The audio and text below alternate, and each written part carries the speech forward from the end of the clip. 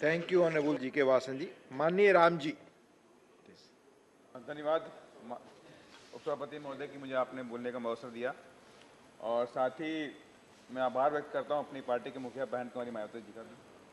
मान्यवर, इस बिल के सपोर्ट में खड़ा हूं मैं। दलाली नहीं होनी चाहिए, और इससे सबसे ज्यादा पीड़ित अगर कोई वर्ग है तो गरीब वर्ग है। कोर्ट के अंदर जाता है, कचहरी में जाता है, सबसे ज्यादा वही पीड़ित होता है। तो मैं कुछ बातें मैं आपसे कहना चाहता हूं जहां पे थोड़ा सा डाउट्स है मेरे मन में। महोदय, जो एडवोकेट एक्ट है एक सामाजिक एक्ट है, एक नोबल एक्ट है। एडवोकेट एक्ट एक सामाजिक प्रोफेशन माना गया है, और इसी कारण इनकम टैक्स में भी छूट मिलती है। परंतु अब आए दिन नए नकली लॉ कॉलेज खुलते हैं।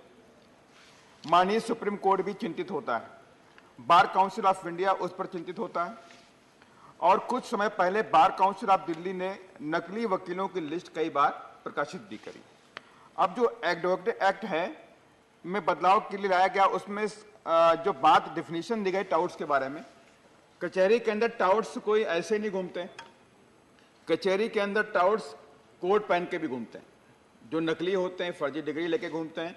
लेकिन उनके लिए इसमें क्या प्रावधान है, उसमें एक चिंता का विषय हो रहा है। क्या टाउट्स में लाएंगे या नकली वकील? पहले वो सेक्शन 420 में आते थे, अगर पकड़ा गया नकली वकील है, फेक वाला है वकील, तो सेक्शन 420 के अंदर उसको कार्रवाई होती थी। सेक्शन 420 में उसको जेल होती थी, 3 साल की सजा मिलती थी। अब वो अगर टाउट्स की परिभाषा में आ जाएगा तब उसको तो 3 महीने का सजा मिलेगा, 500 रुपए का दंड मिलेगा। तब तो जो नकली वकील जो घूम रहे थे काला कोट पहन के, सारे टाउट्स बन जाएंगे।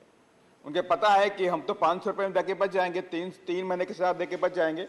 तो इसी बात को लेकर के थोड़ा सा एक संदेह बना हुआ है मान्यवर, कि अब इसमें होने वाला क्या है। इसमें 45A सब सेक्शन 3 एविडेंस के बारे में कहा गया है। Evidence general repute, evidence of general repute, evidence के ऊपर एक एक्ट बना हुआ है, एविडेंस एक्ट।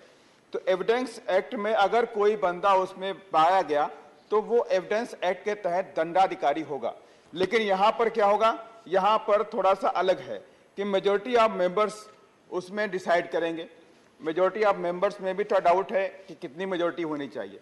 अगर माने 5 लोगों की जूरी बैठती है, सबको पता है उसके खिलाफ, टाउट्स के खिलाफ एविडेंस भी है, 3 लोगों ने बोला कि ये दलाल नहीं है, 2 लोग बोले दलाल है, एविडेंस है, तब उसमें क्या होगा? क्या उसको दलाल माना जाएगा या नहीं माना जाएगा? ये इसमें ये डाउट्स की बात आ रही है।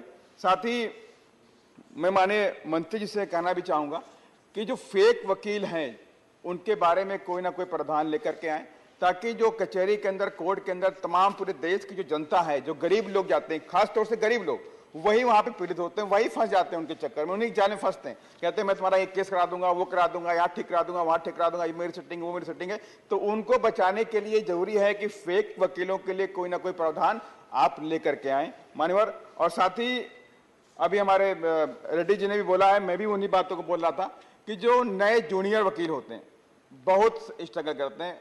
शायद वो 100 रुपए या 200 रुपए के लिए पूरा दिन रात एक कर देते हैं, 100-200 रुपए भी नहीं मिलते हैं। तो उनके लिए भी, उनके प्रोत्साहन के लिए कोई ट्रेनिंग की व्यवस्था की जाए, ताकि वो लोग भी प्रोडक्टिव लेवल के वकील बन सकें, और उनके कोई ना कोई स्टाइपेंड की व्यवस्था की जाए। और इसके लिए ये मैं माननीय मंत्री जी से मैं कहना चाहता हूँ, यही सब बातें थी मेरे जो डाउट थी, मैंने वो रखी हैं। धन्यवाद, थैंक यू। धन्यवाद माननीय राम जी। ऑनरेबल श्री कनक